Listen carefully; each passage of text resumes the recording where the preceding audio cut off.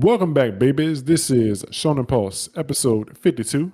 We got another two-man show tonight. Knox couldn't make it again, but it's all good, baby. Hopefully it'll be next time.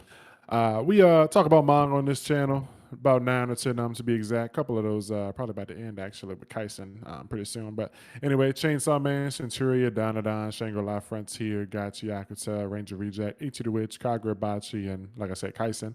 We cover those manga each week when we're here. Sometimes we miss a week, so sorry if you caught us on an off week. But this week we're here, baby. So hit the button, like, comment, subscribe, all that good stuff, and share the video. We got membership set up if you want to support us and all that good stuff. We're gonna jump right into it because it's a pretty short week, and we still just want to kind of move quick through this one. So we got Chainsaw Man, chapter 229, Nightjar and Asa. And how you feeling, Traffy? Oh man.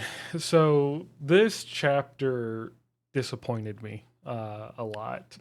Um, and it's not that it doesn't give us anything, because the reason it disappointed me was the beginning of the chapter was so strong. And then it just kind of died off. And this kind of reinforces my point, though. Part one, we just focused on Denji, and we loved part one. And the beginning of part two focused on just Asa, and we loved the beginning of part two. But it feels like every time Asa and Denji come together, the quality of the story drops. And this chapter kind of represents that because the beginning of the chapter is Asa and Yoru having this emotional moment, and it's important to the story. And then we get to the end of the chapter, and it's Denji talking about sex again with Asa. Like, Yeah. Yeah, I mean, something I just noticed is, I guess, like, are they in hell still? Like, why are the doors in the sky? Like, they went to hell, they came out of hell, but normally the doors in the sky represent hell. So I'm a little confused here. Maybe I'm misremembering, but I didn't think about it until just this moment. But I do like that the two birds are always like shown in the chapter. Every couple of pages, you see these two like doves or whatever. But yeah, I don't know, man. Like, the chapter was good up until the end, and like it just felt like Fujimoto was like crafting a very, beautiful and delicious looking taco. And then when it was time for the lettuce, he was like, instead of lettuce, I'm just gonna put grass there. And it's weird. Because I mean, we know Denji is like this, but it's weird and it's funny because like Asa and Yoru are having this kind of like heart to heart moment, and we're kind of like learning. Well, we're not learning. We knew Yoru was like this, but like Yoru further, lets us know that like the shit that you worry about is fucking pennies to me. Like I don't give a fuck about that. Your sins are trash. Like devils don't give a fuck about that. That shit don't mean nothing. And then Denji comes in like, like what's up with that? But like it's just funny. It felt like she was on her way out. I posted the fucking picture from like the Superman movie or whatever. What was it, like Dark Side? Who was it? I forget. Superman's like walking away and he grabs his cape. It's like, hold up, yeah. nigga. It's like Yoru was about to clock out. Like she was just on the way out of here about to die. And he's like, hold up, you said you'd have sex, bro. What about the fuck? So it's just hilarious that he kind of like interrupts their fucking chat with fucking, you ain't getting out of here until we have sex. It's like, come on, dog. I saw Yeah. some people like defending it, saying Denji didn't mean it. Like there was a lot of I can see like on one side of the coin, I can see it being like Denji kind of throwing that out there as like a way to lighten the mood.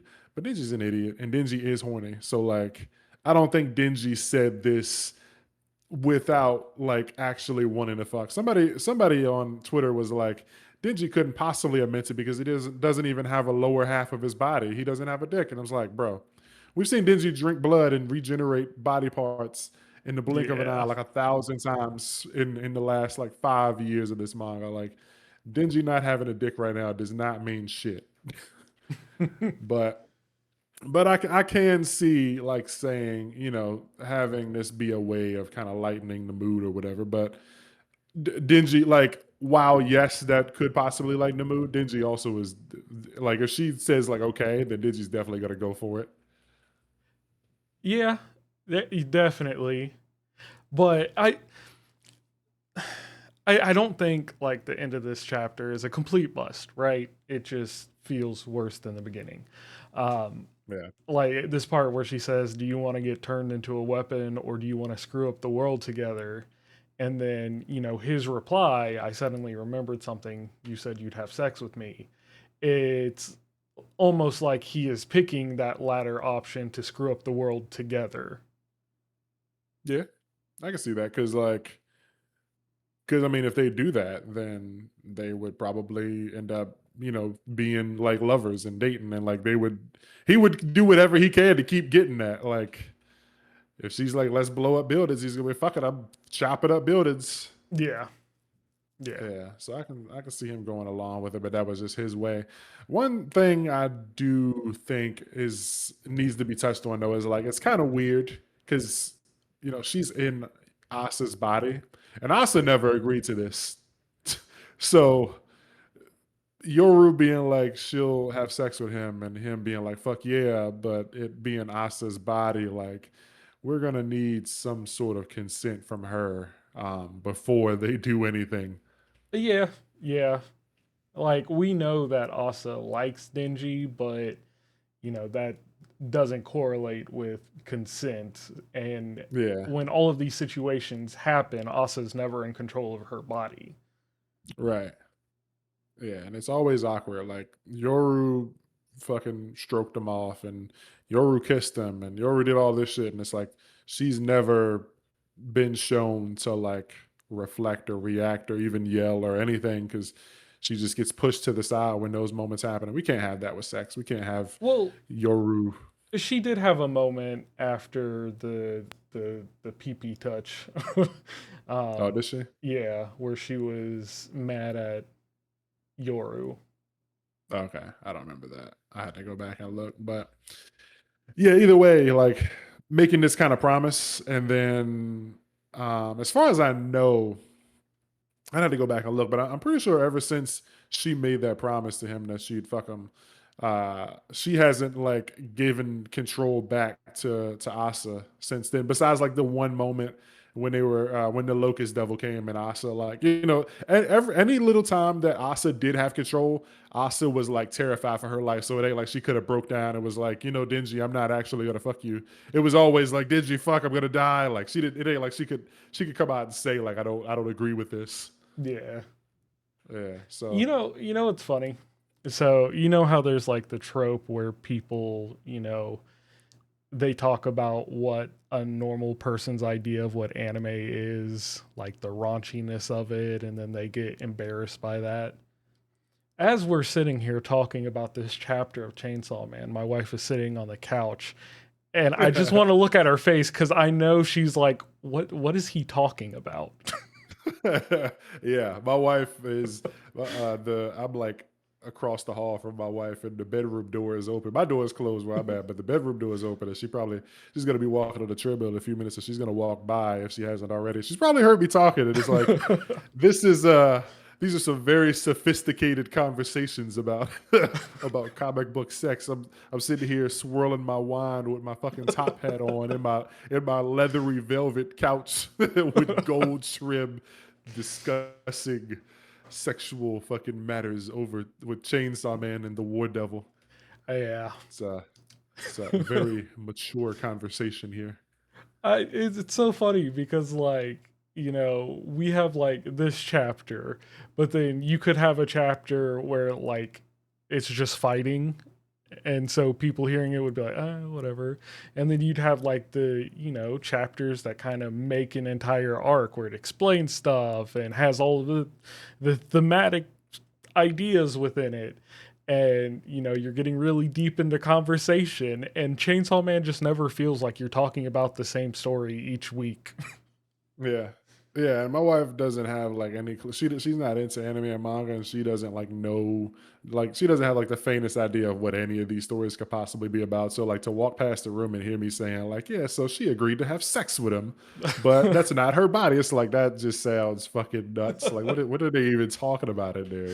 Yeah. Yeah. Like I'm probably gonna wake up to like a text saying like you're weird as fuck or something crazy. Like but yeah, I mean the Asa and Yoru stuff was good, even though Asa. I mean, Yoru was, basically telling her like the shit that you care about ain't shit, but like it's like she's got to feel guilty for her powers to really work, but well, for her powers to work and be stronger, but like she doesn't think of things the same way that humans or even birds do. So Yeah. it's like this is shit that you got to do to live. So you shouldn't feel sorry about it or feel bad about it, especially for the bird's case. It's like the bird can't get food any other way. Motherfucker got to eat the worms. Doesn't that imply that, um, albeit, they do have somewhat of a relationship now, the reason that Yoru never erased Asa was because she realized that only Asa could make her stronger. Yeah, that's definitely a big part of it. Because I mean, if she got rid of Asa, then she would no longer have like a source of guilt feeding her and making her stronger. Well, no, no, because so she couldn't use Asa's guilt. It was whenever Asa created a weapon, it would be stronger than what Yoru would have created. Um, and so she was trying to understand how to use that guilt for herself, but she could never Mhm. quite figure it out. I like that. Yeah, I tried to understand your guilt, but I couldn't. Yeah. Huh? So it's like she could never reach her full strength. Whereas if she would have been able to understand Asa and the way she felt, then she would have been way more powerful. But like she Yeah, just though the shit just doesn't matter to her at all. So she just can't fucking see eye to eye with her ever. yeah. Yeah. Yeah, I mean there's some deep shit in there, but like I said, it's just he put grass on Fuji the taco, man. Fujimoto be putting it under layers and layers and layers of crap. Not crap, Yeah. but like there's like 10 layers, and then the 11th layer that's on the top of it just looks like garbage. Yeah, I mean, it's very easy. I mean, he knows what he's doing because this is definitely how you get your manga talked about. Like, because as this shit was trending, everybody was talking about it for days and days. So, I mean, all publicity is good publicity or whatever they say. Yeah, I don't believe that, but I mean, it does work. There's a Yeah, lot of there's people a you lot of can that. look at and see an example for that. Yeah. So, like at the end, are these like buildings crashing down on them? You think they're about to like get crushed by these fucking buildings? I mean, they can't die, but I don't you know. think they're about to start getting crushed by rubble? Like I feel like that's to the side of them, and Yeah. like the it was just motion created for the moment, but I don't know. I don't know. Mm. Yeah. Like to make it feel like a more impactful moment, you know how Fujimoto does his explosion scenes? It's kind of like that. Yeah.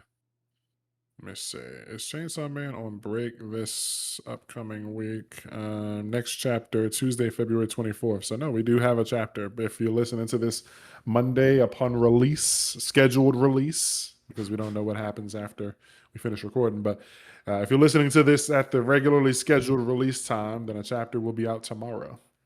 So, Yeah.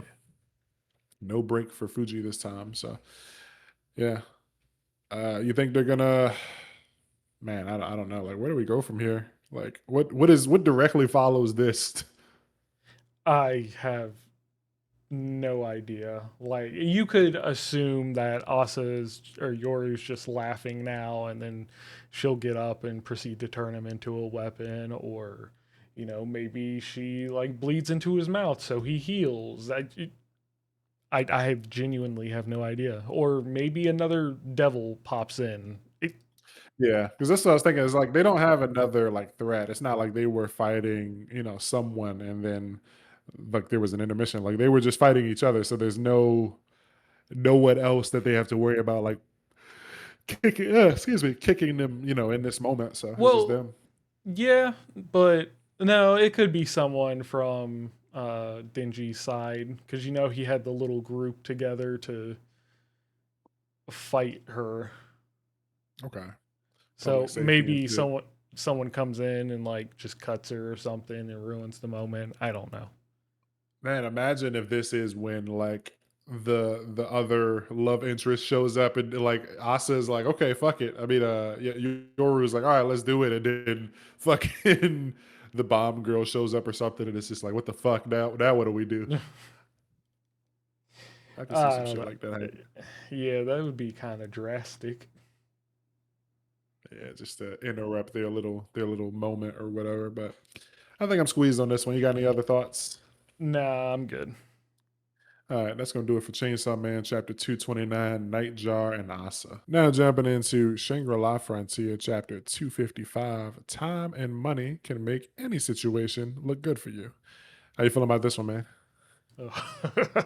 Okay. So great chapter. It's still continuing, the fight forward, but two of my predictions came right, or I'll say one and a half. The first was that Katsuo would win this fight. Um, Albeit, that was like partially joking because we were talking about Katsuo winning all of the fights, Yeah. but at the same time, I was still kind of serious about it. Yeah. But the other part is we were talking about, what to do with Siger Zero because if she's asking to join Wolfgang, obviously she's gonna have what's it called, a conflict of interest Yeah. Yeah. uh, Yeah. with fighting for Schwartz Wolf. And I was like, they're going to make that deal where, she comes over to their side, but I didn't think, she would come over to their side during the fight, like Yeah. with them fighting. Uh, Yeah. but Within the fight is crazy. yeah, but just a great chapter. And the comedic moments with what's his name, Rebellious. Regalius, but He's just as bad as everyone else. Yeah. Nobody knows his name. playing onto the bit. Sunraku's Right. got me messed up. I can't properly remember his name now. It's funny because I feel like we probably if they never had that gag, we would have remembered his name. Like Yeah. if they never called him 800 other names, we would have been like, yeah, rebellious. It would have just been an easy name to remember. And now you're brought into the bit. Yeah, But that's actually funny as shit.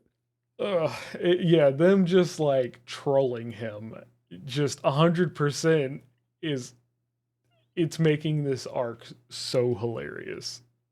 Yeah, this is literally just a rage bait arc. Like the entire thing is just rage baiting him, trying to get him to fucking freak out and go ballistic. Like this is crazy. This I be mad because people do this shit on Twitter all the time, and I know they be 35-year-old fat niggas, and I'm like, bro, like this shit is cool when you 16, but like not when you broke and you at home and you just like your whole personality is being a rage baiter. But it fits for Saraku because the nigga is 16. Yeah. Look, I said the other day, I was like, there's no such thing as a rage baiter, it's just stupid people. And I stand by it. Yeah.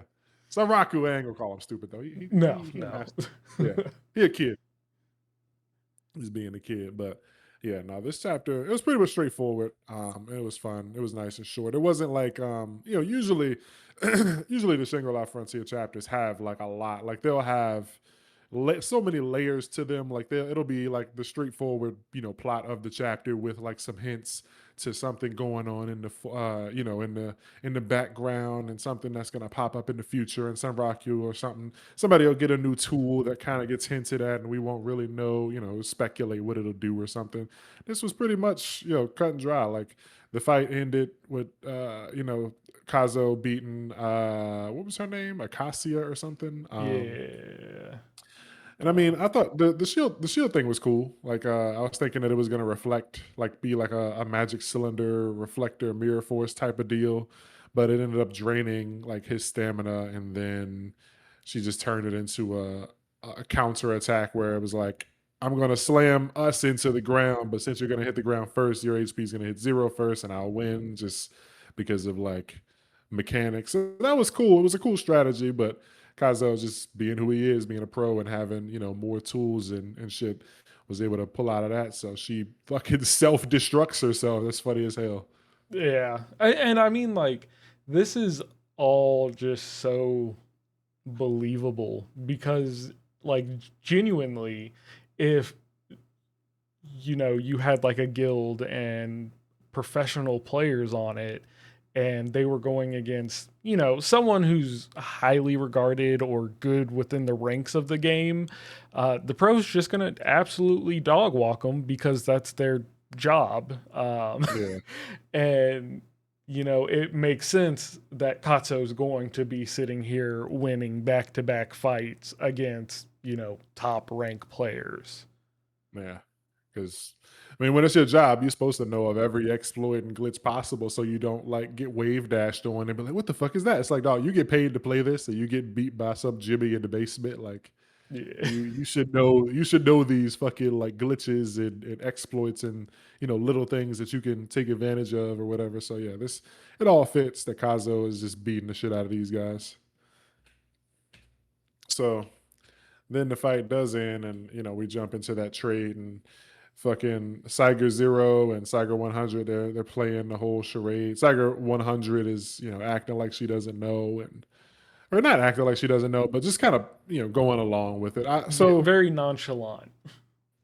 yeah, yeah, like she's not bothered, she's not yelling, she's not like, oh my god, what are you doing? We really need to win this, because like Rebellious brings that energy enough for all of us. Like he's on edge. He can't fucking allow them to lose and all this stuff. He really does care about the clan, but he's just the more like extreme branch of the clan. So it's like he does care, but he's just, I guess, annoying, and he wants to take the guild in a different direction. Like the part that her faction wants to focus on beating the wolf, and he wants to go and hunt down other monsters and split the focus. And so Yeah. there's just a conflict in leadership, and it's like she can be the chill leader and he be the the hot-headed leader, but he needs to get put in his place because he's not as good as he thinks he is. Yeah.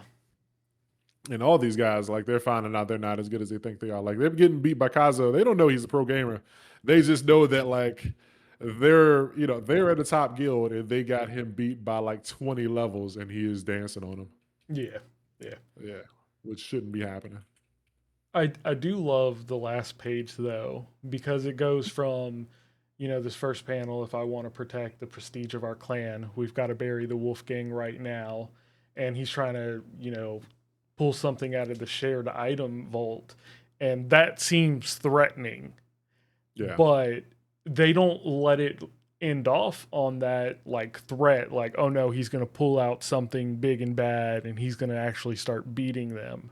No, it ruins that by saying, okay, then enough with the sideshow. How about we kick off the massacre that'll serve as the main event?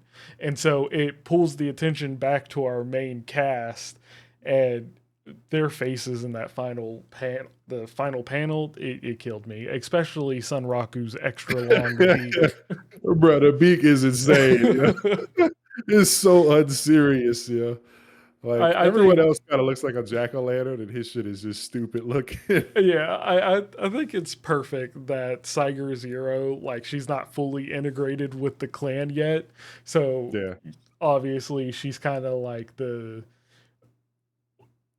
character insert in this moment. yeah. It's like, huh? What the fuck is going on? I do hope that one day we get another like page like this and Cyger Zero is in on it. Like she Yeah. even gets the fucking grid too. That'd be fucking hilarious. Yeah.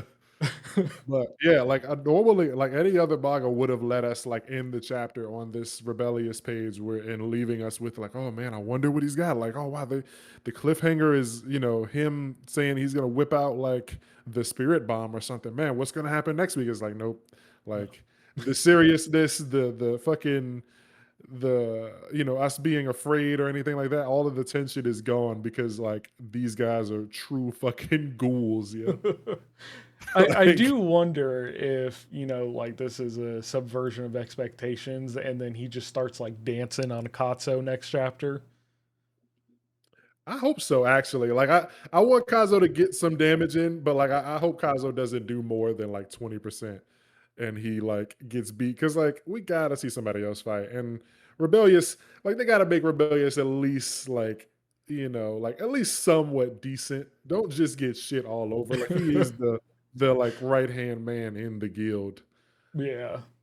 So like give him a somewhat decent showing, but like at least let him beat Kazo.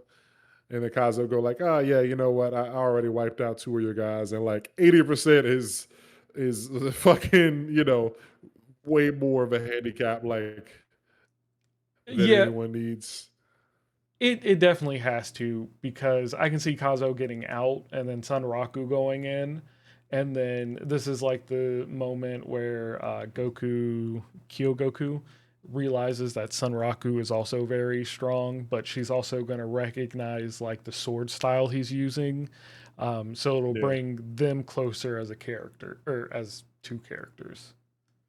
yeah, yeah. There's a lot of ways it can go because I really want to see that interaction between Kyogoku and Sanraku, but I just really want to see Kyogoku fight. Even though I mean she obviously uses like katana, so it's like Y- katana fights are usually straightforward. It's like I feel like normally that wouldn't be something that I should be excited to see in a setting like a video game where people are whipping out abilities and stuff. It's like, oh yeah, she's gonna cut them. But I mean, katana stuff is always hype in any kind of like fucking medium. But like, she's just cool as fuck. Like she looks cool as shit, and she is in a video game. So I want to see if she's got different crazy katana strikes. 'Cause, I mean, Wazaimon used the katana, and his fight was dope as fuck. So like, I want to see what she's gonna do.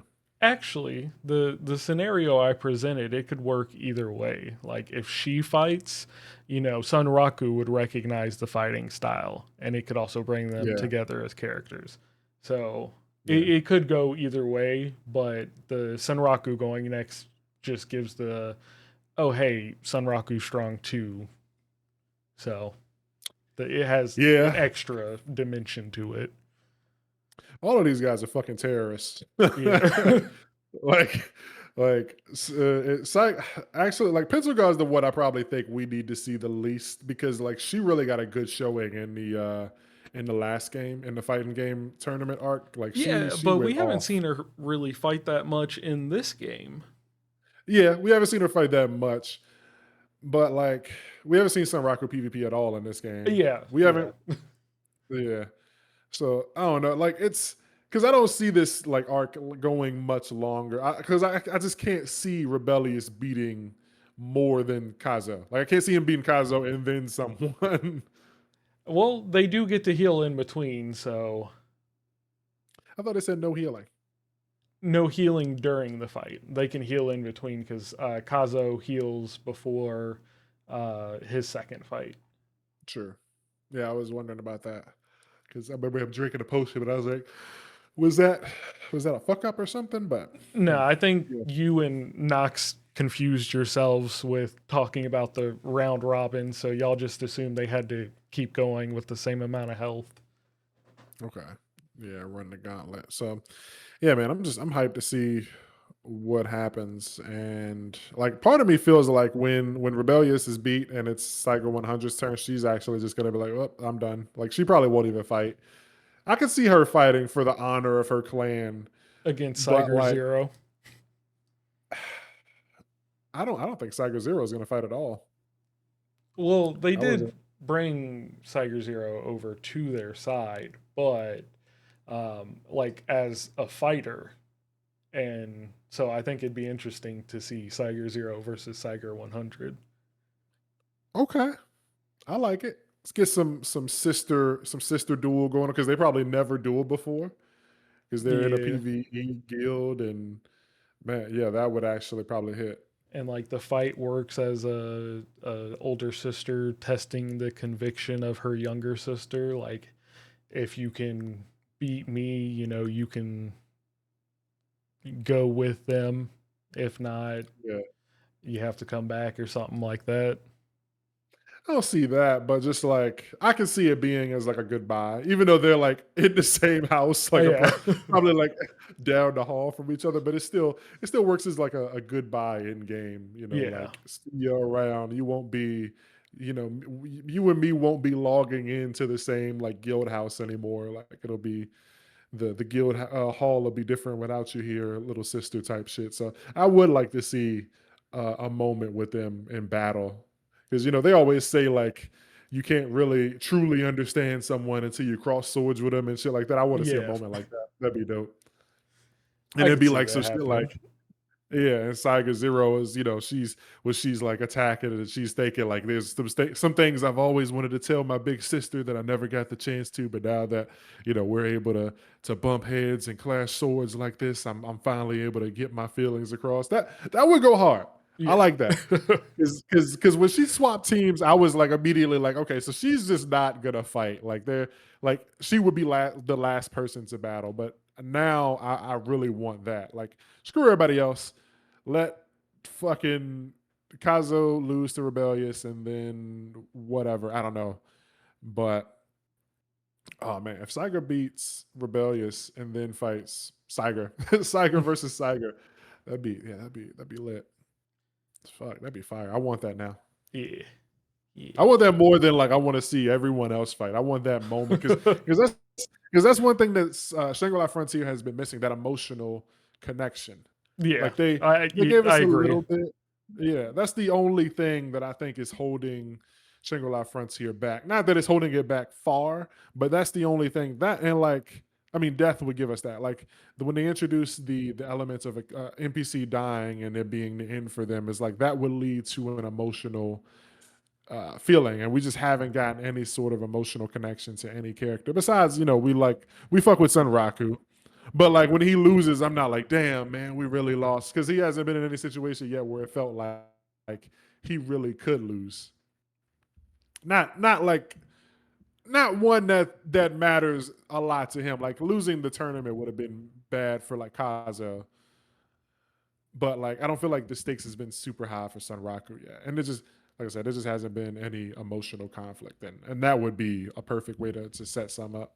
Yeah, the main like emotional setups are if Sunraku's in a fight and there's nearby NPCs, so it's a matter of keeping them safe, but nothing really else. Yeah, we haven't had a situation where NPC died. Yeah, and I feel like there's been a couple times where it could have happened. Like Stu, the fucking kid from the fucking boat arc, the excuse me, the cathartic arc. I think he came close to dying He did. to Katana or I something. think the shark guy did too. I forgot his name. Yeah, Shark dude. What was his name? Fuck. What was his name? Shangri-La Frontier Shark character. Araba. Yeah, he Yeah. was cool. So yeah, overall, pretty short, pretty straightforward chapter. Not as much like, I mean, there was stuff that you want. Like, I really like that fucking Cyger v Cyger fight idea. That's fucking dope. But other than that, the mind games and stuff, it was pretty basic. We about to see continuation of this duel and excuse me, man, I got hiccups in this next chapter. Some hype. I am too. I can't wait. You got anything else for this one? Nah, that's it for me. All right, then shit. That's gonna do it for Shangri-La Frontier, chapter 255. Time and money can make any situation look good for you. Now jumping into Ranger Reject, and since we had a fat batch of chapters, we're just gonna cover 208 mainly. But if some thoughts come up for 205, 206, or 207, we'll touch on it. But mainly the conversation will be around 208. But yeah. So this the chapter name is conclusion, by the way. Chapter was insane. The batch of chapters was insane. Did you get spoiled or see anybody talking about it before the chapters were like in English? Did you like hear anything or see anything before? You know, Yeah, I saw the the final panel where he says, that's boring. Let's keep going a bit longer." But out of context, that didn't really mean anything to me, so it didn't spoil it for me. did you see that before you read like any of the chapters? Yeah. Okay, so yeah, it's like that could have been part of like the backstory or whatever. is like a thought I probably would have had in a situation like that. But Yeah. yeah, yeah, this has been a crazy batch of chapters. 208 obviously being the craziest. So shit, man. What are your thoughts, bro? How you Uh, feeling? okay, so I guess just to kind of do a quick summary here of this batch. First chapter was finishing the backstory for Chidori, uh, and that was great, and how he ended up becoming the Greenkeeper and fusing with Johagane. Um, and then, of course, we go back into the present day and the fight between Sosei and Chidori finishes. And in the wake of everything that happened, D teleports in and uh, you know, lands the finishing blow on Chidori. And Yeah. that is what leads us into this chapter. So, with all of that in mind, I am so overwhelmed by this Yeah. batch of chapters because just so much happens and it does wrap up, plenty of plot holes, giving us that full backstory for Chidori that we've Yeah. been asking for so long. Like, why is he doing what he's doing? His specific Yeah. relationship to uh, Sine. Sine. Um, and, that's great. It's great to get that resolution. But we come to chapter 208, and there's so many more questions being asked because D has his own little side crew. He's got Usakubo and Shion, and it's like, what what is the plan here? Because D wasn't going to kill Chidori because he knew that's what Chidori wanted. So what was with the change of mind here? And with the end of this chapter, how far does this rewrite go back? Yeah. Yeah, the rewrite thing was insane. Like before I read any of the chapters, I'm in like a Ranger Twitter group chat and there's some people in there that read leaks and they were like comparing it to 3911s and saying that Negi is insane, Negi's a terrorist, Negi's the greatest. Like it was back and forth. Negi, how could you? Negi, I'm gonna kill you. Negi is the best. He's my dad. All this stuff, and I was like, man, I can't wait to read this shit because like, what the fuck could possibly be happening? And then they were talking about how it's similar to like ReZero, like the ninth arc or something. And I'm not that far on ReZero, but I'm I not know the either. main, yeah, but like I know the main character's ability is like to return by death or whatever. So it's kind of like, okay, I don't really have the slightest idea what this could be, how this could be like ReZero in any way. But before talking about 208, yeah, like you said, this batch of chapters answers a lot of questions and it just gives us a lot more kind of insight into things of the past. Like the Sine connection was really important. Like I really wanted to know like why he cared so much about Sine, and this gave us that. It showed that he was basically looking out for her and also keeping Shinya from basically taking advantage. I can't think of the word, but using Midorikawa's body for his own greedy and evil purposes Yeah. of forcing him to continue to live on, even though it'd be a clone. But so he's preserving his friend's death and keeping his friend's wife and child safe by taking on this role, and it makes sense, like he had a good reason, like let me join because like you've never had a fucking a ranger with dragon powers on the team. So it's like, yeah, like how could Shinya fucking refuse that? It's like this is the best. So so that right there, like it just it tells us so much because like during this whole fight, like I was just wondering, like did Shinya even know that Chidori and Johagane have fused? And it's like yes, he's known this information for 14 years. Like this isn't you know this isn't something that just happened behind Shinya's back. Like he knew all along that the Yeah. dragon executive was within Chidori, and that's crazy. So just there's so many layers and so much that we learn here. And then like Johagane was cool, even though we didn't know him for long. Like his character was cool. He really fucked with this guitar stuff. And like even in his last moments, he's wham on the stage. He's like hitting his fucking. This is the stage I've been waiting for. He's like hitting this shit. It's like this is really good stuff. And they showed us moments like fucking the church, Peltrola, and before we recorded, I thought it was Shion, but you were right. You said it was Shion's brother. Yeah. So yeah, so we go back and we see like that this so many characters are like intertwined in so many ways. So like Chidori, his band played for one of these fucking cults, like one of their like cult meetings, and they were like, those guys are fucking weird. And then Shio's brother busts in like, no, this some shit's about to go down. You got to get the fuck out of here. This is like I've been, basically I've infiltrated this cult to try and fucking catch this fucking executive and take him out. And Paltrola shows up and good night, children. He fucking kills everybody like he does.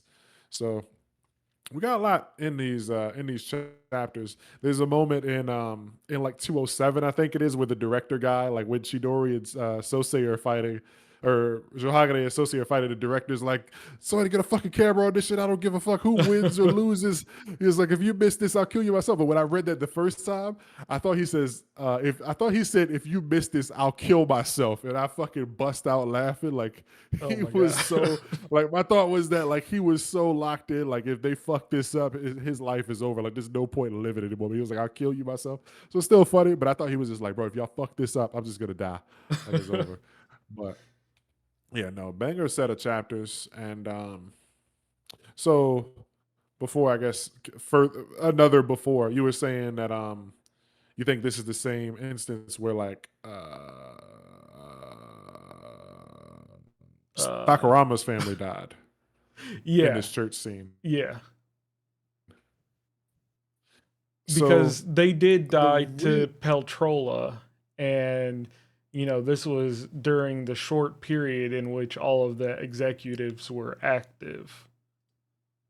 I think that this isn't that exact moment. This is just one of them. Like I think Peltrola was just doing this like on multiple occasions because like there's a stage here and stuff, and like it looks like so many people, and Peltrola appears. I'm guessing like 5 minutes after the performance ends, and he starts wiping people out, and we don't see. I mean, we don't necessarily have to see the Sakurama kids, but like when that happened, there wasn't any other rangers there. The Blue Keeper showed up and saved. Um, he like Peltrola came, he killed everybody, and then Hibiki wakes up, sees his sister is like hurt, and he stands in front of her to defend her. And then before before the Sakurama kids get blown away by Peltrola, that's when the Blue Keeper at the time shows up and saves the day. So like these things don't kind of match in my head because here we have Yeah. pink is here and yellow is here and Johagane. It's like I think this is just a separate occasion. Like I think after Chidori uh like after the whole Johagane takes over Chidori thing and Shinya and they're like talking. I think Peltrola just bounces and then like he just does this at another place. Like he goes to another church and pulls up and kills everybody at that church. Like he's just wiping out people who basically lined up to get killed for him. Yeah. That yeah. I Yeah, don't but know. still, I thought it was Shion, but like you said, this is 14 years in the past, so it wouldn't make sense to be Shion. So I completely forgot about his brother. So yeah, this is all just he's Negi does a good job at connecting the dots and filling in, the blanks and making sure that all the information is there. Like a lot of questions got answered in these chapters, but in Negi Harbor fashion, he fucking also gives us more questions to ask. Yeah, like And how far are we about to go back in time? yeah, so like Yeah, like how far could we realistically, I think it only makes sense to go back into till the point where like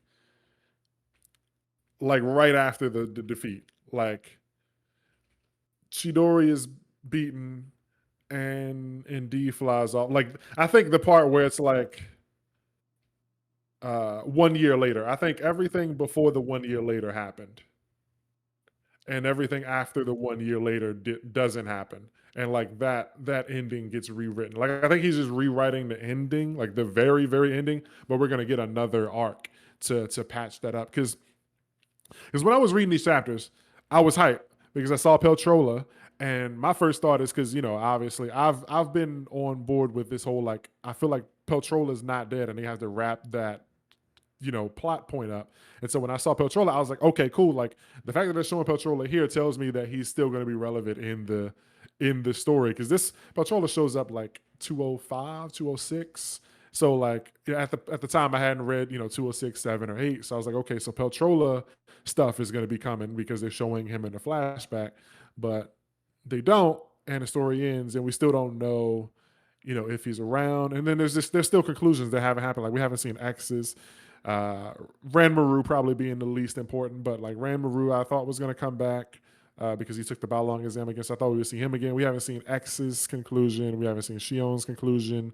Peltrola, like a lot of people have beef with Peltrola, Yeah. and then just I still feel like he's going to be the final bad, but this Shinya thing is just crazy.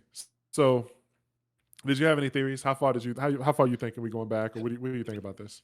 So I made a joke that we would be going back to just the beginning of the series, but more realistically, yeah, I can see.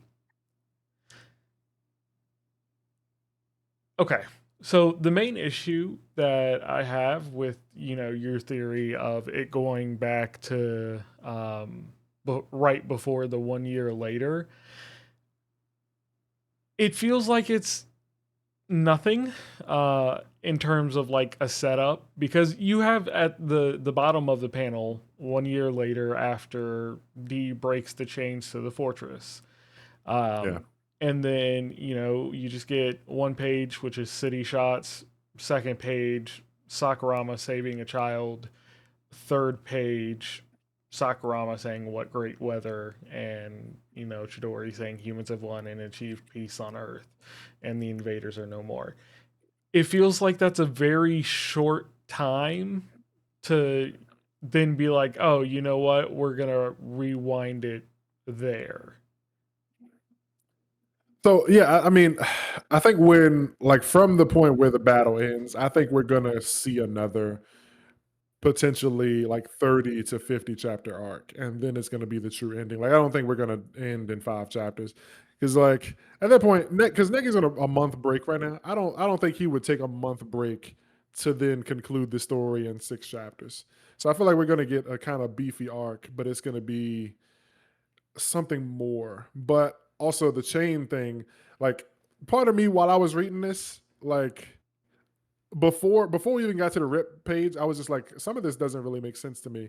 Because the chains, like when they explained it, D was saying that in order to release the chains, they would need the authorization of a Dragon Keeper and a JFC, and that isn't shown anywhere. Like what happens is the chains just break because I guess D has some sort of power, and also like we don't see the leg, so it's like some things are left. Like we never see who frees the chains, and I thought the chains would just be like released, like they would like let go. Maybe they do blow up or something. Maybe like if the Dragon Keepers all come together and like hit the button, like the chains do explode. But I thought it would be like a letting go thing, and like the fortress would kind of float away. But so the chains thing had me thinking like something's not right, and then we never saw what D's leg was, so I was like something's not right, and then there's just some character conclusions we haven't gotten. Like I said, with Shion and everyone that hates Peltrola, and I kind of thought that we would see a little more for Hisui because I thought we would find out like I thought we would find out which executive killed her parent. That might not happen even with the rewrite, which is fine, but I thought we would find out a little more. Um, but mainly like these like when people were hyping up the chapter, like I didn't think at all it was going to be anything like this. Like the thing that I was expecting was you read Naruto, right? Yeah.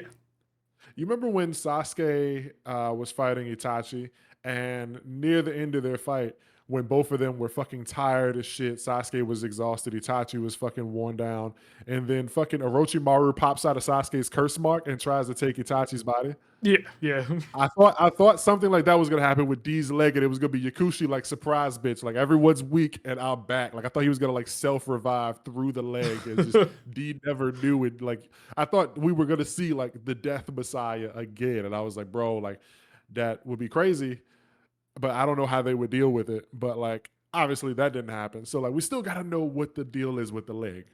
The leg Yeah. has to. We can't conclude the story without the leg being used. We got to know what it is. We definitely do. And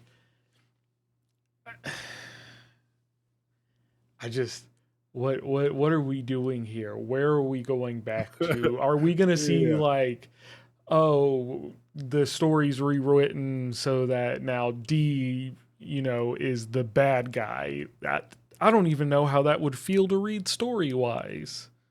Yeah, and like the thing with the rewrite, it's like how far could you go? Because like you can't erase, backstories. You can't erase the fact that D was windy. I said Dindy. You can't like erase.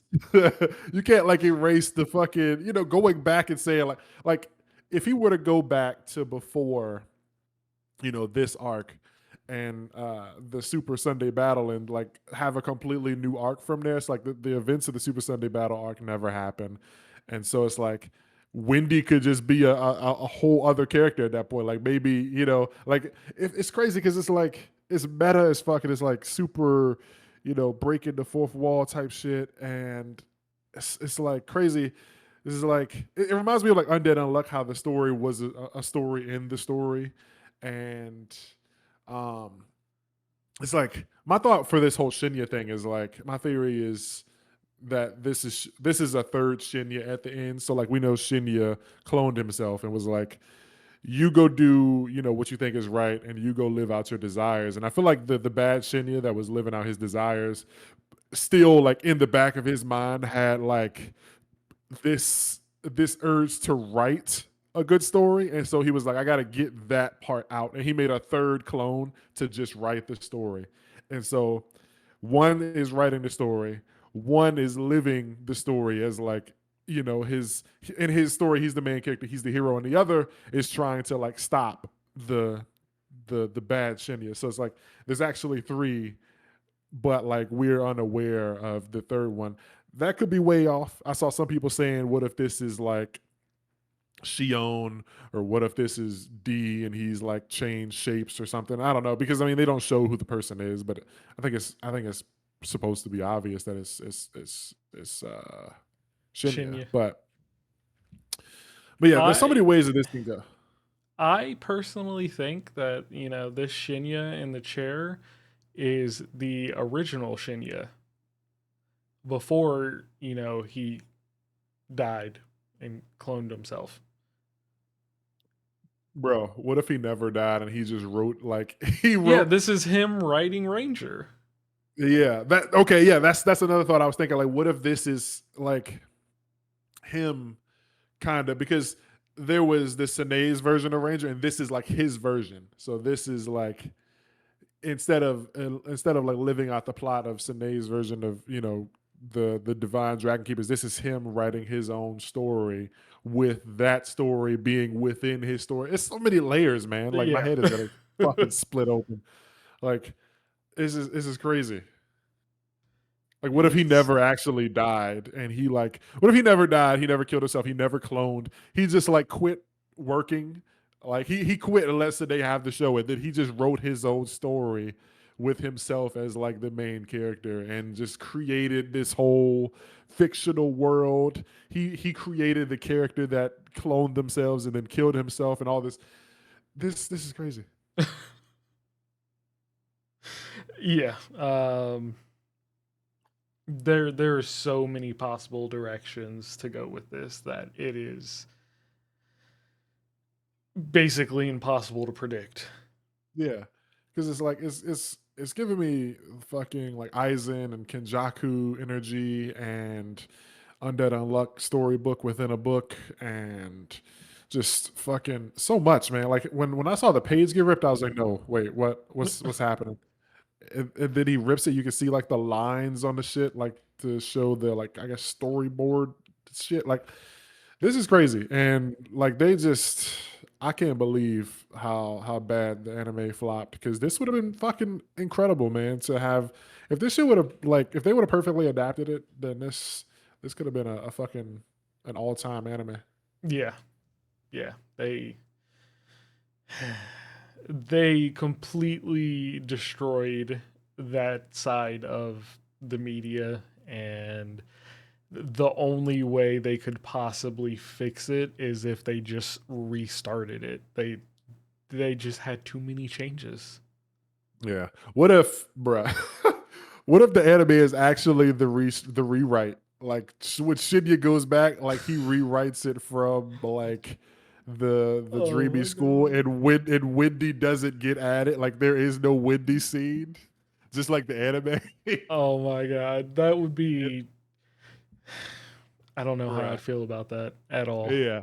Like he rewrites it and then it follows the anime script. Like the three-way battle ends the same way it did in the anime. We don't get Sosei's story.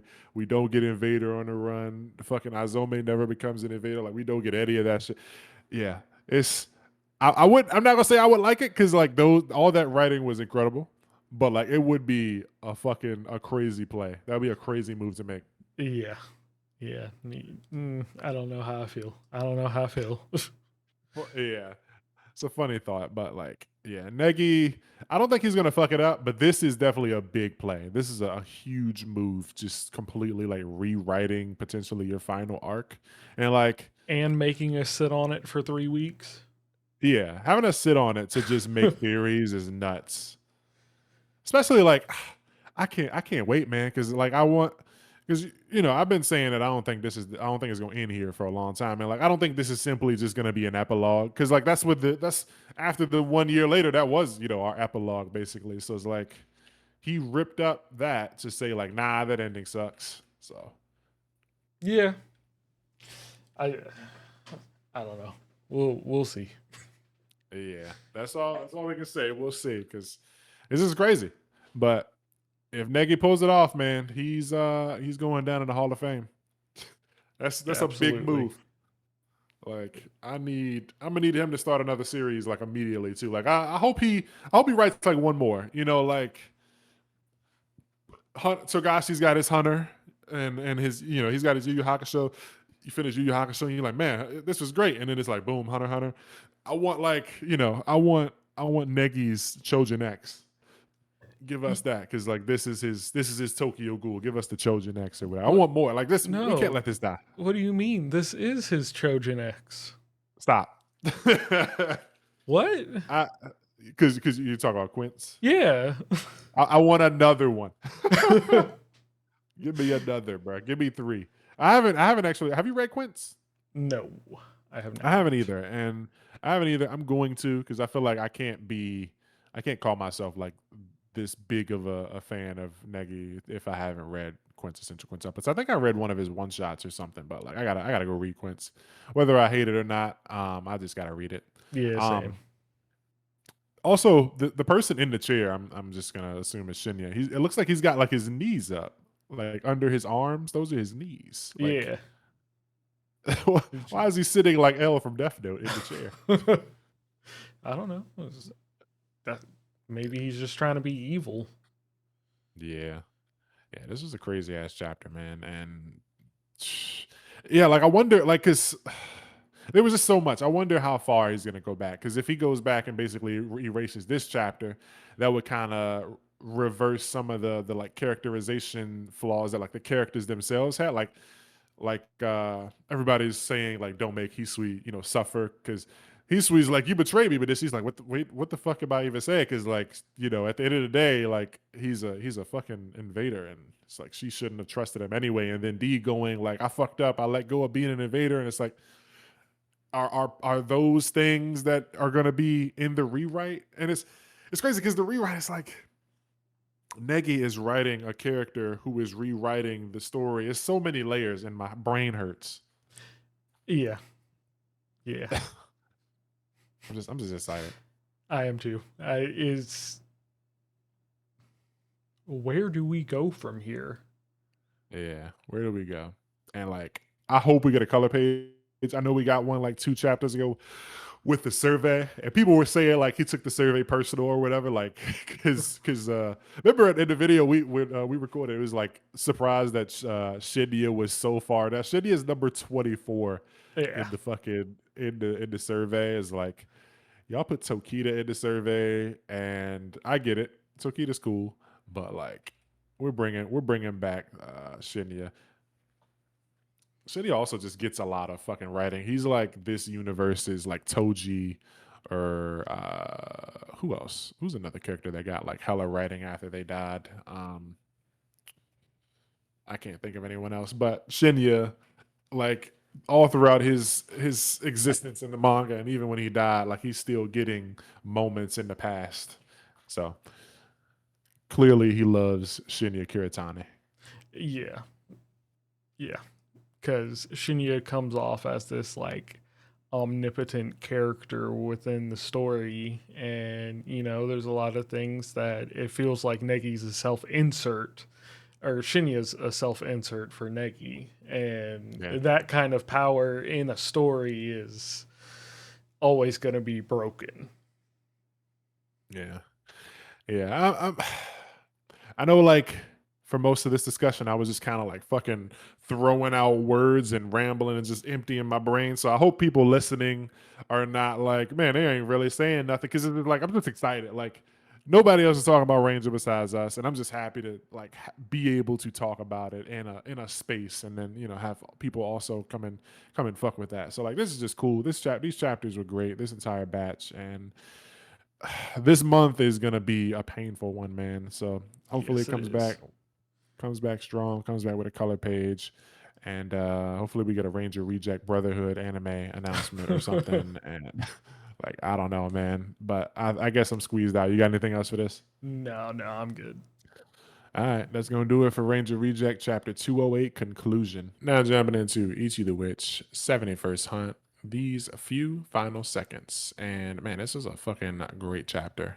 From Chrono Weaver talking to Octobomb Kizashi and telling him like, please, don't hate the weak, and it's okay to make friends with them, and the end with Chrono thinking of his wife and stuff like that. This is a beautiful chapter, man. This is real shonen shit right here. Like this is what it's all about. Like really love this chapter. Very happy to read it. Even though I was just like, I don't know how Kizashi is gonna actually take this. Like even though Chrono is telling him to do these things, and it's like his dying wish is like, will he respect that? And so like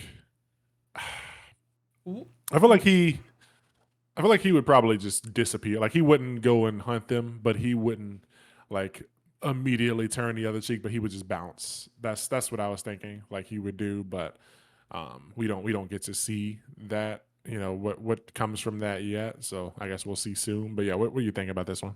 I could see him, becoming or deciding to protect the weak, and then he just darts off to help Discaris, or yeah, Discaris, um, because she's there on the boat by herself, and I don't think she's gonna be easily snapped out of her little brother being there. Yeah. And See, I that's think why. Kazashi would be the only one fast enough to get there. Yeah, that's why I love these conversations, because like I didn't think at all that Kizashi would help Discaris, and like it makes sense if he, because I can see him trying it, like going like, my best friend is gone, and he talked about like how great it was to be friends with the weak, and so like fuck it, let me try it, man, just to see like what it feels like to help someone weaker than him, because it's something that he's never done. So it's Well, I mean, like, he's not, his best friend's not gone I anymore. mean, yeah, yeah, but with the thought, like if he was to be gone, like if he was to really die, I would have liked to see Kizashi do that, but now, yeah, I don't know what I think is gonna happen. Now that Chrono's baby threw up fucking gang sign in the womb and reversed them. So yeah, this is a fucking crazy ass chapter for for what it was at the end. Like that was crazy stuff. Like the baby. I mean, we thought the baby was gonna have powers or something when it was born, but didn't think that it would happen from within the belly. Yeah. that that was not expected. Yeah. So I mean, on the bright side, I guess this means that Minnie and everybody made it to the mirror. They made it to safety. So she was able to communicate through a mirror because she got back to the crib or whatever. But yeah, just how far away is Ichi, and how far away is that from Discaris? Like who is gonna be able to make it and save Discaris? And how long? Like is Crow just gonna be here for another minute or what? Just for a few seconds? What do you think? He's good, like he's permanent, or like what do you think? I don't know, because I mean, we don't know if like the his I guess overgrown look is because that's like his battle form, or if that was just his body wearing down throughout the fight. Mhm. Um, so it brings him back into that same form, and so it makes me think that he's still like extremely drained. But So you think he's still gonna die? I don't know. I I think don't he is. I know. think this just kind of like flipped an hourglass, like that had a minute worth of sand in it, and so like instead of him just dying, it's like you got one more minute to say your goodbyes. Yeah, Yeah, I don't know. It's hard to call it, but yeah, because he's big emotional. it does say, "Please," she thought, "rewind time. All I want is a chance to talk to you one last time." So it might be just enough time for her to talk to him. Yeah. And like I don't want to come off as like a murder merchant and say like I need people to die, but like that it hits, like when a character like this dies, it has emotional impact. We think about that shit forever. Like, man, remember the arc when fucking Chrono Weaver died? Like that shit was I was sad. That shit got me. Like if he just comes back and lives and then just lives happily ever after, and the baby, like I don't know, like are they just gonna be a happy family and live on the boat still or what? Like I don't know what I would even imagine happening if he does survive. And like if he doesn't, like what happens with the Octobomb? And there's a lot of things that could possibly happen. Yeah, and especially what comes after with the birth of a human magic. Yeah. Yeah, like what's that gonna be like? Are they gonna be, are they gonna look more human, or are they gonna look more magic? Or are they gonna look like a hybrid? Or they're gonna be weird? Are they gonna come out of the womb talking? Like, are they gonna be straight baby? Like, is it just gonna be an actual baby who just occasionally, when she really wishes for something to happen, like they just fucking they throw up the signs. Like, I need to know more about this baby situation. Yeah, I don't even know if we're gonna get that anytime soon. Yeah. I really did like the part at the beginning though where they're talking about the ways to destroy a magic, and it's like we were talking about this, like would he get obtained, or was he gonna like somehow die, and if there was a way. And I think we had mentioned, I think you might have mentioned that there was a way to like destroy them if they get like atomized or whatever. And so yeah, that's like completely destroying them with overwhelming power, but the other is self-destruction by using their own power beyond their natural limits. So that's a really cool way of like dying too for a magic. And it made me wonder, could that happen with an obtained magic? Like could Ichi or someone who like beat a magic's trial use a magic in a way that like pushes them too much to the point where they die? Because then we could see characters become attached to their Pokemon, and then it's like you keep telling Charizard to do Fire Blast, but he's running low, and it's like you killed your Charizard. Like, are we gonna see that happen? That actually makes me think. So, self destruction by using their own power beyond their natural limits, how does that apply to Roro?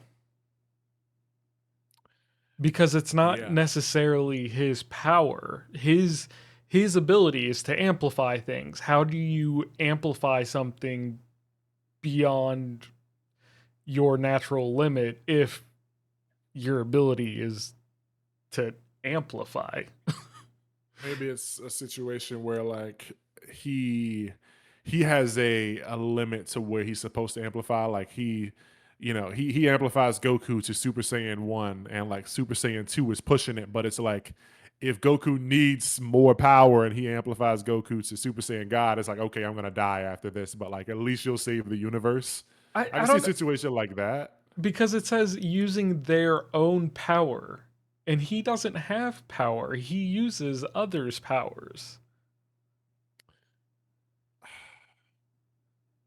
But isn't like there's got to be something like time? Like, isn't his power to kind of like manipulate their power? Yeah, I mean,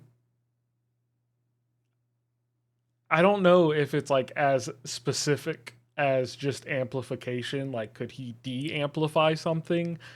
I don't know.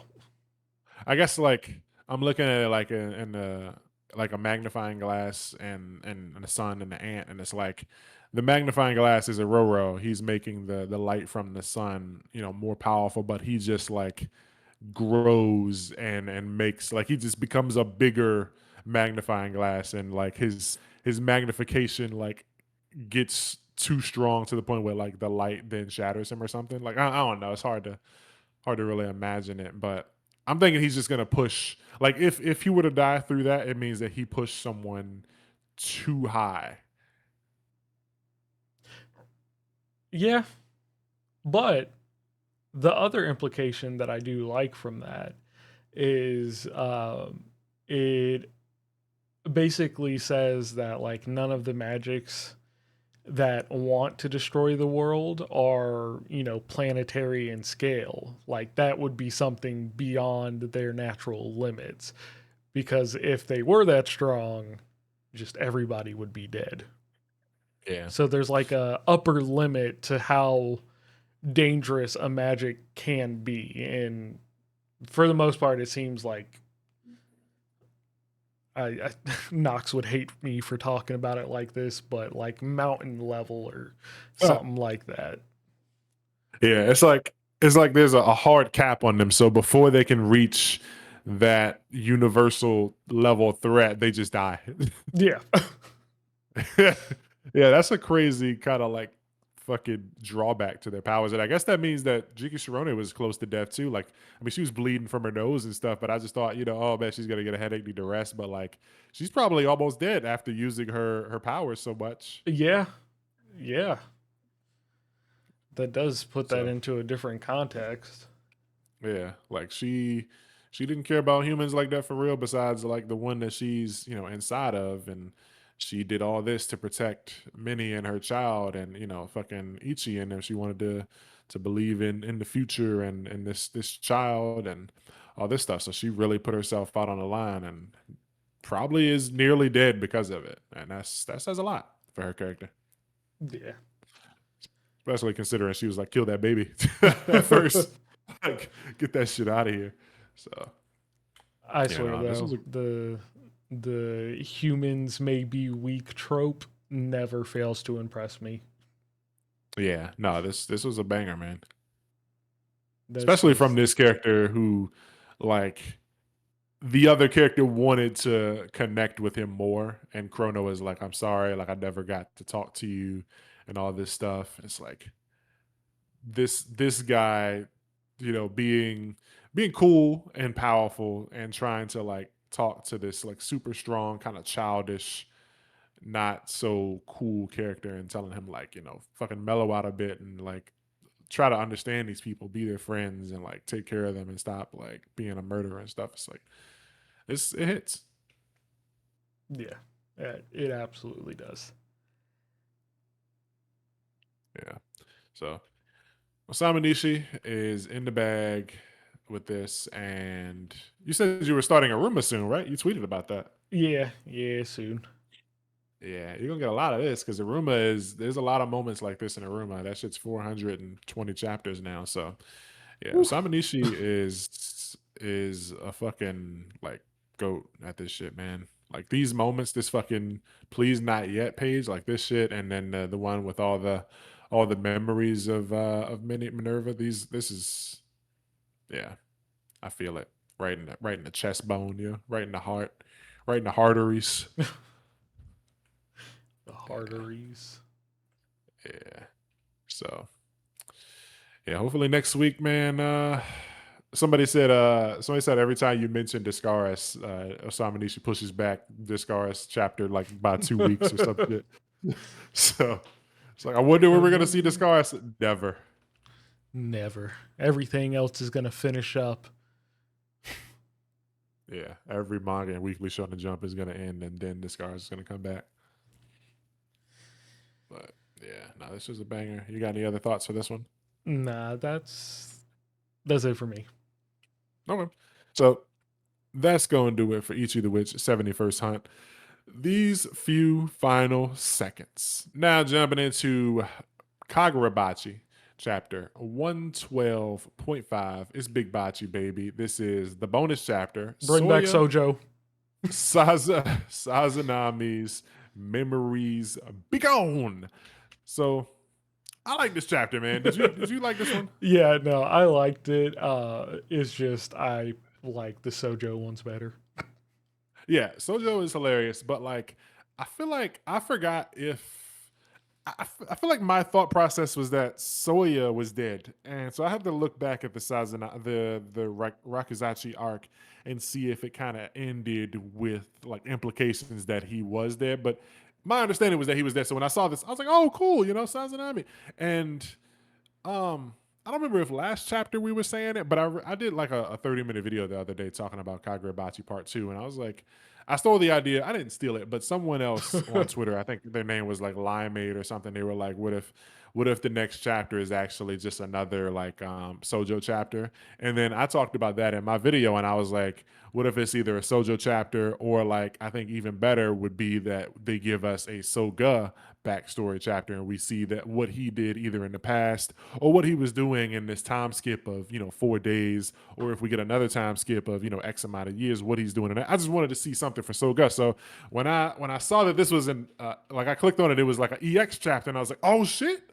It really ain't like a regular chapter. Like Hokuzo's gonna take like a break and give us a bonus. Who is it? And then I saw Soya, and I was like, "What? I thought he was dead. What's going on?"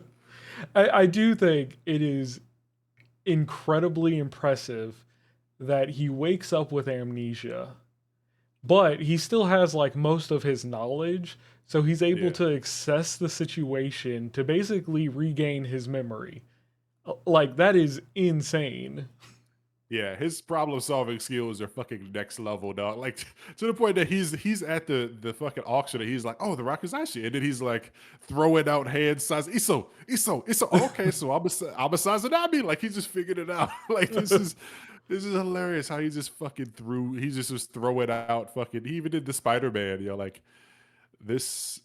Soya is I gotta put Soya's got to go up in the tier list, man. Like I don't have a mental tier list yet, but Soya I feel like is gonna climb the ranks because I saw a lot of people hating on this.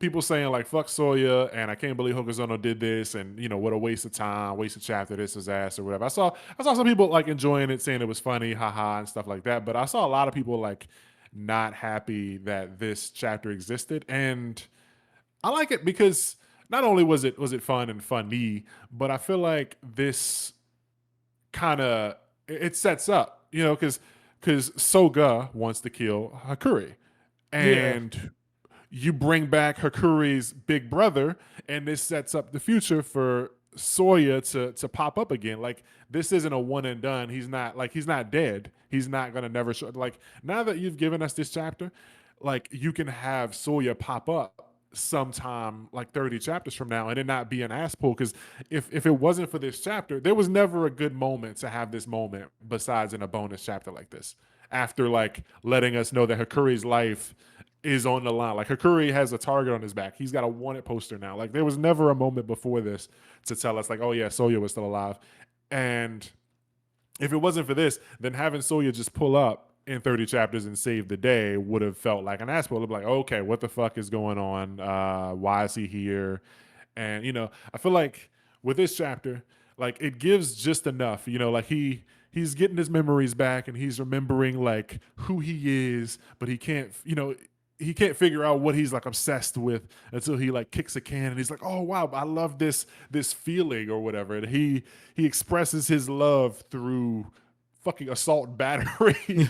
So, but like he can't figure out what the target of his love used to be. So it's weird. I feel like he's kind of gonna go through sort of like a Todo and Choso kind of character evolution, where like Todo and Chojo kind of started off not really fucking with Yuji, but something changed, and then they came back and they were still super strong, and everything about them, but now they're super team Yuji. So I feel like he's gonna come back and save Hakuri. Hakuri's gonna be like, yo, whoa, what the fuck? And he's gonna like recognize that Hakuri is like his guy, but he's probably not going to be the same. Like maybe he'll still beat up Hakuri, but not to the same level that he used to in the past. Like maybe he won't beat the shit out of him, but maybe he'll like give him noogies or something. I don't know. Maybe I'm making light of it, but I feel like he's not going to be the same guy as he was in the past. So, one thing that kind of just came to me in regards to what you were saying, um, you know, whoa. Take your time, baby. Yeah, no, I just brain farted on the main villain's name right now. Soga. Soga, there we go. Thank you. Soga wants to kill Hakuri because he sees him as a threat because he's a Sazanami. So, what if there is something specific to the Sazanami that threatens him? And, having this chapter that brings in another Sazanami who is debatably stronger in a sense than Hakuri, it could set up like a future threat for the villain. Yeah, I like that because I mean it was an abnormality for Hakuri to have the ISO and the storeroom. I think it was always like you had one or the other. Yeah. Besides like the clan head, I think I don't remember if we saw Kiora use ISO, but I feel like there was definitely some mention where it was like the rest of Hakuri's brothers could not use the storehouse. And so I don't see him using the storehouse, but I think you are onto something where there might be something like innate within like the Sazanami clan's, techniques that Soga might like fear. I mean, he also just is, super radical with like justice and stuff, and he Yeah. just he's just associating anyone with their family to be evil because they were, doing slave trades and stuff like that. And it's like, nope, can't have that shit. Anyone born to that family has to die. But there could be more to it because, like, I mean, we know the ISO is a strong ability. Like, there could be like he could develop it even more, or Hakuri could develop it even more. There could be a point where it's like he wants to get rid of them now, like he wants to get rid of Hakuri now before he becomes a bigger threat And you because find he out knows. that like the ESO can counteract the malediction or something.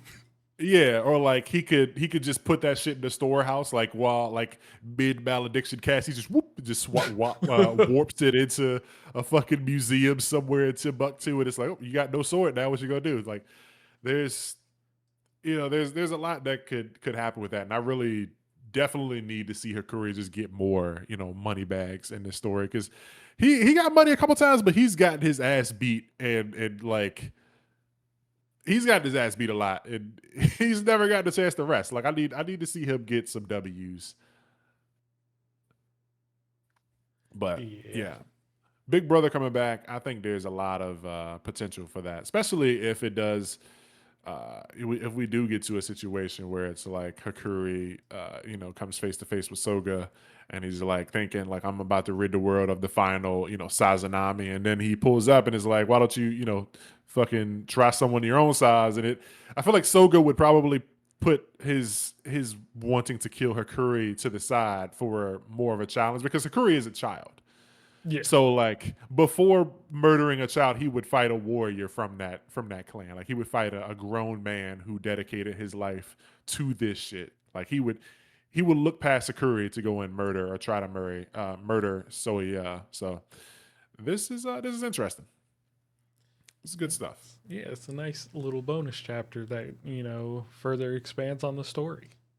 Yeah, we need this, man. Like more stories need to do this, especially between arcs. Like this is the perfect time to do it. Like it hurts if you break up like an arc for something like this, Yeah. but having going like boom, fucking part one over, and then a fucking bonus chapter. Like fucking give us another bonus chapter next week, dog. Take a break, Hokusona. Yeah. You fucking do a lap, man.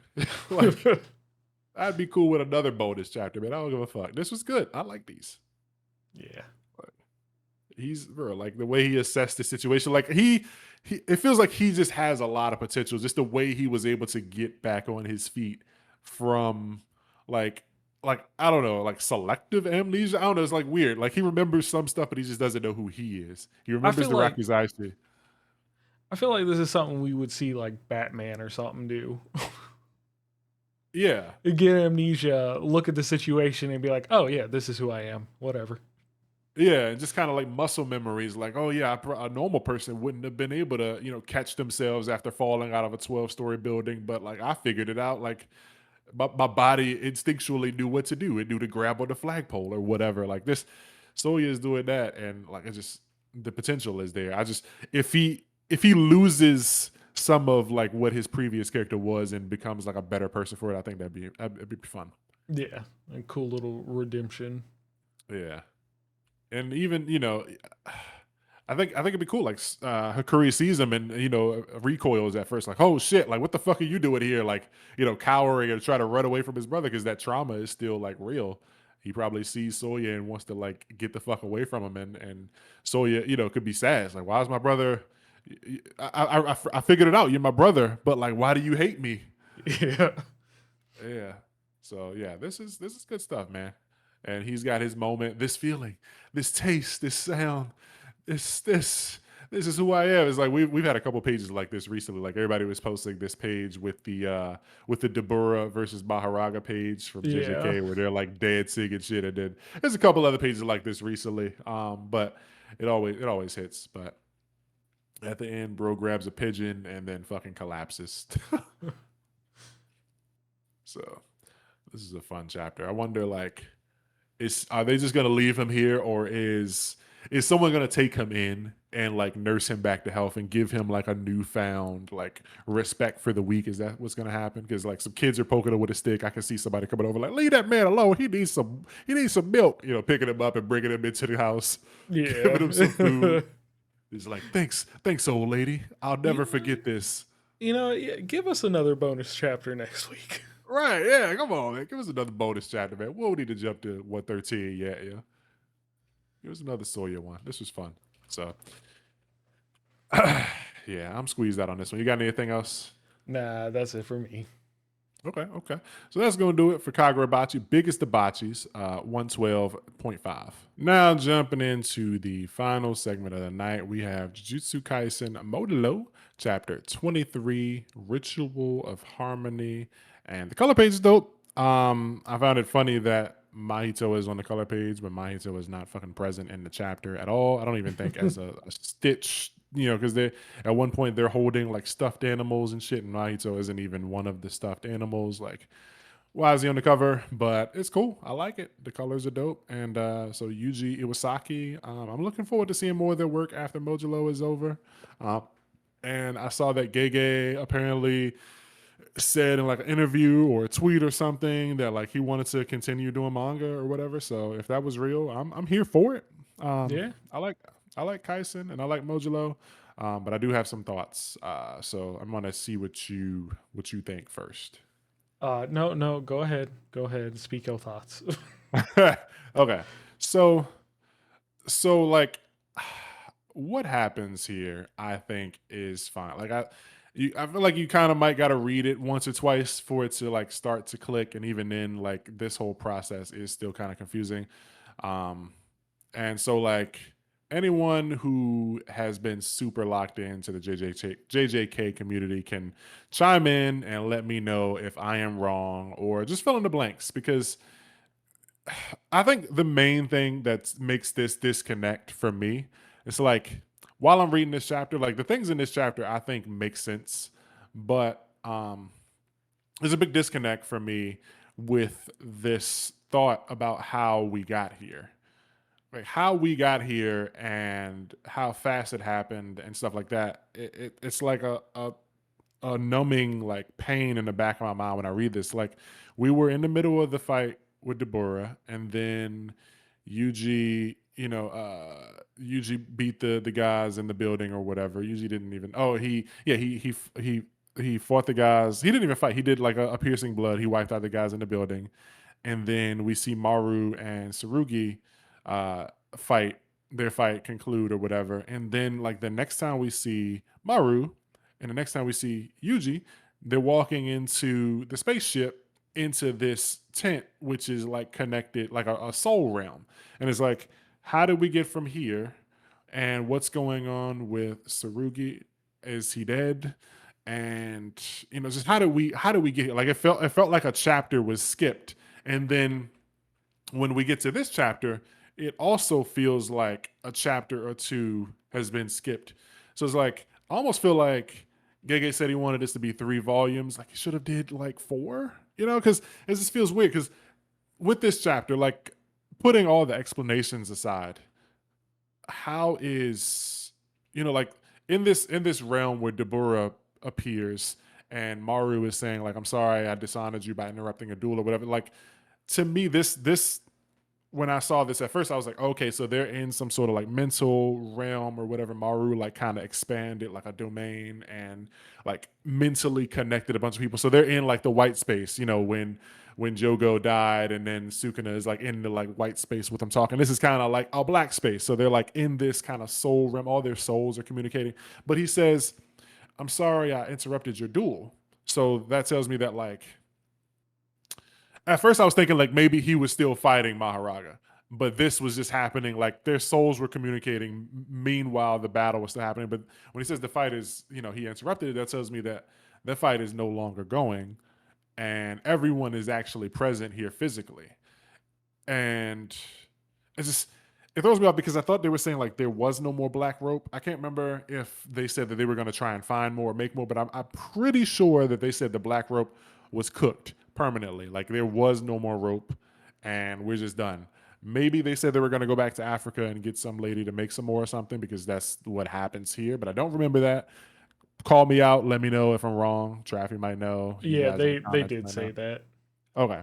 Yeah. Okay. So they did say that. Okay. So that's cool. But just the sister appearing and being like, brother, and like I'm ready. It's just I I don't remember if I knew the sister was even here. Like I knew he said that he couldn't go back because like the current clan head has like a curse on his sister or something like that. And I thought that he came like he wanted to get some way to free his sister. So I thought like he would go back and free his sister. But his sister's here. So I guess she was on the ship, but like she just appears. And it's just weird. Like the pacing and the way these things like happen, it just feels like there was a chapter missing. And then in the very end, we're all holding hands and kumbaya. And it's like, are we cool? Because like, I mean, Maru's curse technique, this chaos and harmony. He cured brain cancer. Like he fixed her brain and he healed Sarugi's like chest wound and other people. Like he fixed Cross and I forget the human like the sorcerer that shot. I guess this was him. Usami. I forget who it was that Yeah. shot Cross. But like these things all happen so fast, and it just feels like there should be another chapter in between, especially with like the battle, because it's like we saw the domain expansion and then that was it. Like Deborah does the domain and then that's the conclusion of the fight. But he said it got interrupted. So it's like at what point was it interrupted? Did Maharaga adapt to that? Did Maharaga get fucking vaporized but then start regenerating and then he was like hold that thought and the fight ended? Also, I thought Maharaga was like set to murder like any, like, no matter what, like if you're in the space, you are designated as murdered. Like, I'm not gonna stop fight. I'm not gonna stop fighting until you or me are dead. And like that even extends to the caster. So like even if Deborah was pulled away, like Maharaga would turn and then murder Yuka. But I mean, she was in the ground in the shadows or whatever. So I don't know how that works. We haven't fully seen like if Maharaga can like dig into a shadow or whatever. He didn't do it, but like there's just so many like kind of weird happenings here, especially just with the pacing. So it just makes everything feels so weird.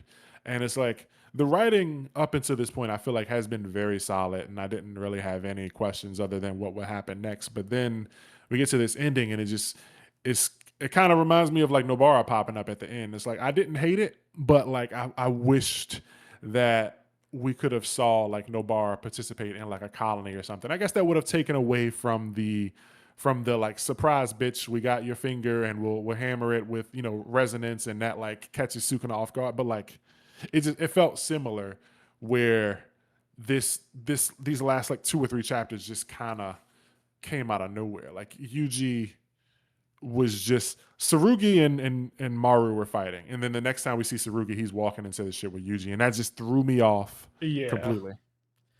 And now I we're here, and it's just so much is just out of whack to me. This chapter kind of felt like a fever dream. Mainly because of the pacing. Like you are right. The I think what's happening is Maru is like teleporting people to the ship. So immediately after the fight with Tsurugi, he teleported to the ship. And then he teleported Yuji to the ship as well. And then that's what he does to Deborah. But the way that it's written, because it's not like showing the teleportation or anything like that, it's just characters appearing and the story continues. And so it makes the speed in which it's happening feel jarring because you're not seeing that teleportation. So your immediate thought is, hey, some time has passed for this person to get here from where they were. Yeah. It almost feels like the way the Akatsuki used to meet when they would like have their meetings, and one of them would be at the actual location and then the other nine would be holograms or whatever, or there seven or eight, they would kind of like phase in as holograms, and then like after the meeting concluded, they go back to Subway and go back to raising a village to the ground or whatever. It's like when I saw this, I was like, oh, okay, so they're not like really here, but no, they are. Like he's holding the rope, and like a lot of this stuff is actually like physically happening. It's so weird because these characters were all doing things. We didn't see a point A to B. Like I would be cool with Maru teleporting Yuji if I had saw Maru meeting Yuji. Yeah, Like if see, Yuji would have walked up on them, like at the end of their fight, if Yuji would have pulled up, like, huh, so you beat him, and then he's like, they have their conversation, and then they go to the ship, but that didn't happen. yeah, no, that's even weirder about that. The I dishonored you by interrupting a duel between warriors. It's almost like Deborah was fighting Mahoraga, and then Deborah teleported to the African lady in Africa, got the black rope, and then got teleported back to the ship. Yeah. All like, what? Yeah, it's so weird because like this could be paced better because it's he had a year to think of this and make it, and it's planned to be a certain amount of volumes, and it's like it just feels weird that there are these kind of disconnects. Like I feel like you made the story, you wrote it for 5 years, you know how you wanted it to end, the things that you wanted to see, and then you take a break for a year, and then you think of more story. So like it throws me off to then have that story go so well and then feel so disjointed at the end. And it's like Yeah. you had time and you even have someone else doing the art for you. So it's like why is there this disconnect? And I don't feel like it's just me. Like I saw It's not. people It's on not just you. yeah, like I feel weird for like this, kind of criticism because I feel like some people are gonna come and defend it and say like I'm a piece of shit, but like I have seen people say they didn't like this, and I've seen a lot of people like Modulo, so it's like, yeah, this isn't just me. Like this is weird, and like I mean, like I said, I feel like the things that happen make sense. Like I think you were saying you didn't really get like their plan or whatever. Yeah, yeah, yeah. So So like looking through it, I'm seeing that there's the plan to remove cursed energy and why it would and why it wouldn't work. The reason why uh, Callians attack everybody else, and but like the resolution to this, where he's pulling the souls out of all of the cursed spirits. What is this like? What is this implying? So, all right, the way I'm looking at it is like they broke it down with the colors. So, Kalians and Simurians and cursed spirits are all red, and the sorcerers are blue. And so, what he is doing is removing cursed energy from everybody, but also changing the sorcerer's cursed energy from blue to red so that the new cursed spirits that come won't attack people because they have the same polarity, the same way the Kalians and the Sumerians do. Okay. And Yep. yeah, so I he's got he's it. rewriting everyone with Mahito's curse technique the same way Kenjaku rewrote everyone's like brains and stuff to like allow curse techniques. He's rewriting people's brains and rewriting their like soul color to make it so that it matches and so that they don't get attacked and the threat because removing cursed energy still leaves like you can't completely remove it. And so like the people with a very tiny amount, like the people in other countries like America and shit, they still have like 1% cursed energy, and so it on occasion those people are going to make curses. So he's saying the same thing that happens in America and Africa and whatever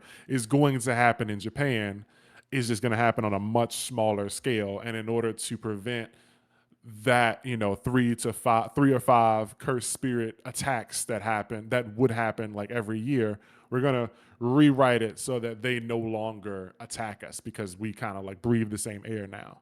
Look, So it's look, like a Yato. huh. I may not be the smartest person, but I know I'm not the dumbest. You make a like YouTube short explaining that shit gonna explode. I feel like some people there's a lot of like big JJK YouTubers. So if somebody hasn't already explained that, then maybe I'm gonna look it up and see if anybody has. But like just like when I think about Mahito and how he was like rewriting the soul and Kenjaku was rewriting people's brains to give them curse techniques, it's like, okay, yeah, we're just painting people the same color, so now we're all allies. Nobody, the cursed spirits don't want to murder people anymore because they see it's like they don't smell blood anymore. It's like they Yeah. just it's all cotton candy around here now, baby. So it's crazy. And so Yuji, still being who he is, like he, with the time that he has left, he's gonna spend his years wiping out the remaining cursed spirits. But like the Right. ones that are born after that, when he dies eventually, it won't be a problem because they're fucking happy tree friends. Yeah. That's Yes. interesting though, because that also implies that somewhere in the future, like Mahito will be reborn.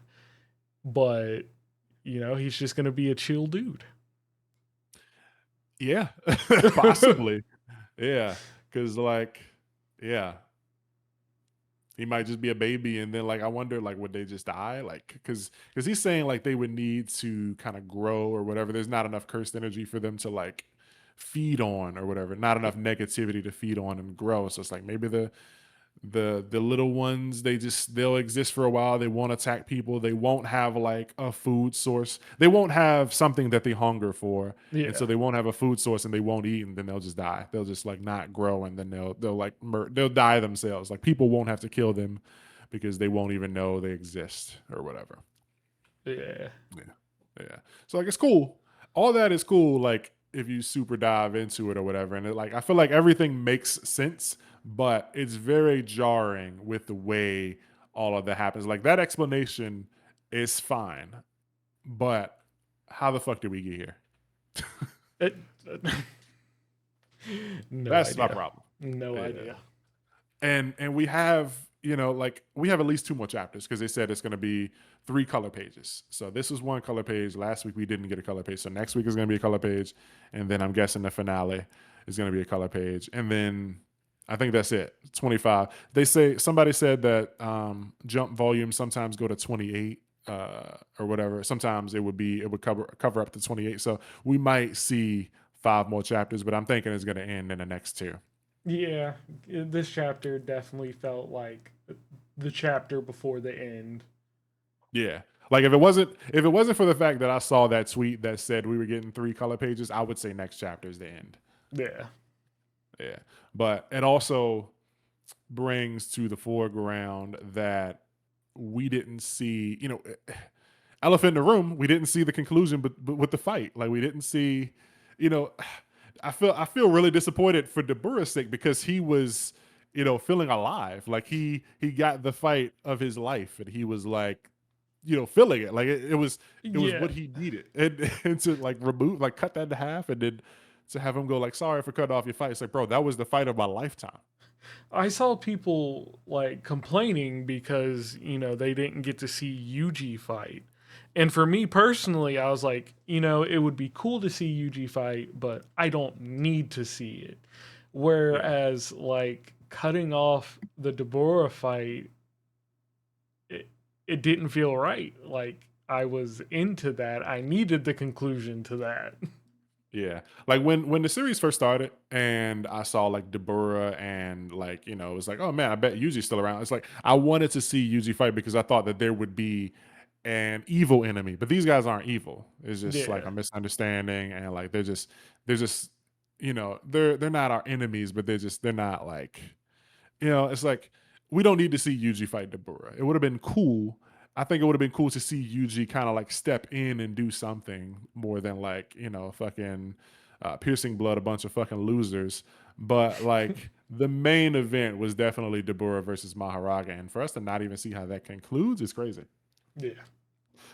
It's like, because that opens up more kind of like power scaling, head cannon wars. It's like now people can just kind of run with it and go anywhere. Like, oh well, if the fight would have continued, then Maharaga would have eventually won. Because we don't know like who really Yeah. would have won if Deborah really had what it took to vaporize Maharaga, or if Maharaga was gonna come back and like all good, baby. Like hit me with another one of them satellite beams. Like what you got?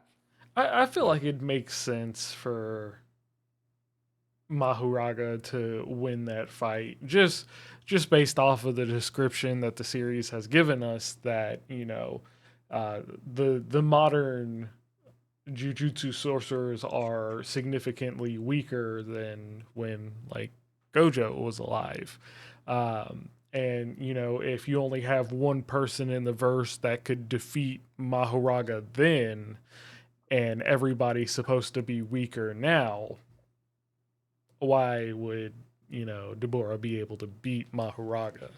But yeah, once again, that we only have that thought because we didn't get to see the end of the fight. yeah. This is interesting that like everything kind of ends up on a happily ever after ending. Like I saw somebody say it was a Mickey Mouse ending because everyone lived. Cross got Yeah, healed and Yuka got healed, and it's like Sarugi got healed. yeah, so everyone's good. And Sarugi and Yuka didn't even have like words. Like they're here, but they don't say anything. I mean, Yuka's smiling. She's like, oh well, but like nobody says anything. So like, I mean, next chapter, hopefully we'll get a lot more text from them. I want to see how they feel. Um, and Deborah's gone. Like they're sending Deborah and his sister back, and everyone else is like all the other aliens are staying on Earth, and Deborah and his sister are going back to Descante. Is that what it's called? Descunt. Yeah. I think that's their planet. So, yeah, this is interesting stuff. But oh, Samaria and Descante was the tribe. Curse of the Descante chieftain. Yeah. Yeah, the rope, the sister, everyone appearing, and just how do we get here is what threw me off. But other than that, I mean, Modulo has been good. I don't think it's ever been bad, but I didn't see it going in a direction like this with a super happily ever after. And I mean, there's still 2 chapters left, Yeah, assuming at anything could least. happen. Yeah, there's still at least 2 chapters left, so anything can happen, like you said. So we'll see. I don't know. I think I'm squeezed out for this one. You got any more thoughts? No, no, that's it for me. All right, so that's going to do it for Jujutsu Kaisen Modulo Chapter 23, Ritual of Harmony. All right, before we jump up out of here, baby, we got to do Chapter of the Week. I always ask y'all to tell me y'all's first. I think I'm going to start this time. Mine was Ranger, man. 208 was just too nutty, too big, too major. Uh, that cliffhanger was just too much, man. I gotta live with that for 3 weeks. So the the Ichi chapter was gonna be like if it wasn't for that crazy cliffhanger, it would have been Ichi. But I think I'm gonna go with Ranger. But Ichi is like literally right there. Like they're tied for me actually. But I'm gonna just choose Ranger. What about you? I'm in the same boat, but I think I'm gonna go with Ichi. But they're tied for me as well. Yeah, that's fair. I can respect it. So that's going to do it for our chapter of the week. And now I'll read some of these comments from the previous episode. So we got one from McDonald's 568 and also basically the same comment from at Roan 2574. They're talking about in the Centuria chapter last week where I was asking, or I don't know, I was asking, we might have both been wondering, but who the rival is for Lalawag, and so it's another gifted character who is part of the organs from the goddess from chapter 77. So they are another one of the vital body parts, like Lalawag is and Diana is. So they're a third piece of this vessel to Volja's organs. And let's see. Read another comment here. Parlay Miles 2064. I'm hoping Samura comes back to life like a spirit guide to Iori when she unlocks that kind of power with it and they get some closure and he leaves. I like that. Um, I think I don't know if I said it last week, but I think I said it in my personal channel video where it's like I'd be cool with him coming back kind of as like a spirit that like only Iori can see or something. Somebody was like, I think it might have been Traffy. You might have said like Bleach or something, and I was like, nah, Yeah. hopefully not. Yeah, it's like I don't want no Bleach stuff, but it is what it is. I like to see Samura come back, but I just really don't want him like fight. I don't want him having another fight with Soga, basically. So let me see. And then I think the last comment I'll read is from Juan.loveph or loveth. He says, the secret ingredient to creating the blades was explained to be the Rokuhira Eye, which is Kunishige's ability to see the minute changes in the metal and react to it in time using the Tanren, which is a process of folding the metal, then hitting it while tempering method.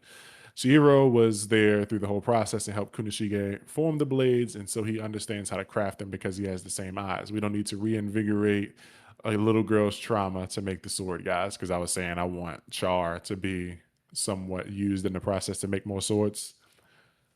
Yeah. Look, Uh, that's what I told you. yeah. Yeah. I mean, I don't want her to relive her trauma. All I said was like I'd be cool with her like giving a drop of blood because I don't think we didn't see the process. Oh So no, no. we I was referring to Chihiro already knowing how to create the blades. yeah. But I'm saying like, does he though? Like he does, but does he? Yeah, he I don't know. does. He I want to does. see him make it, man. I want to see him make the sword and it be perfect, and then I'll be like, okay, so yeah, he didn't need it, but I want Chara to be involved, man, because she was cool, and she said she expressed interest in sorcery, so I want to see her again. But I wasn't saying I want her to chop off an arm, like I said in the last one. I was like, a drop of blood be cool, man. I just want her to use that power for something, and we'll see. We'll see, man. I'm still on team. I'm the only one on this team. Fucking swords require more than just eyesight and proper technique.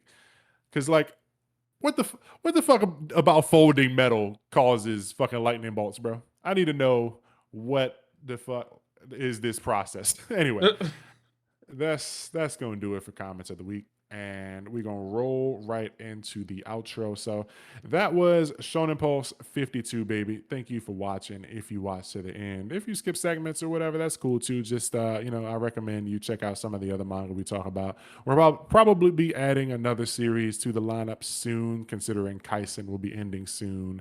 And a little later down the line, Ranger will be ending since Ranger Reject is entering its final arc in about a month. And I feel like Chainsaw Man will probably be ending. I feel like Chainsaw Man will be done before the end of the year, but like that's not an immediate thing, so I don't need to be telling you about that. Anyway, thanks for watching. Like, comment, subscribe if you want to support us, be a member or whatever. And me and Traffy will have our channels in the subscribe button. So if you subscribe to this channel, it'll also show you the options to subscribe to our personal channels. So you can do that and hit us up in the comments because we read those obviously, and hit us up on Twitter and all that good stuff. Go Anyway, follow me on Twitter. I'm almost at 1K. yeah, help him get to 1K, man. Help this guy. He got to get out of the basement. So yeah, we're gonna see y'all next time, man. Thank you for watching. Holla holla.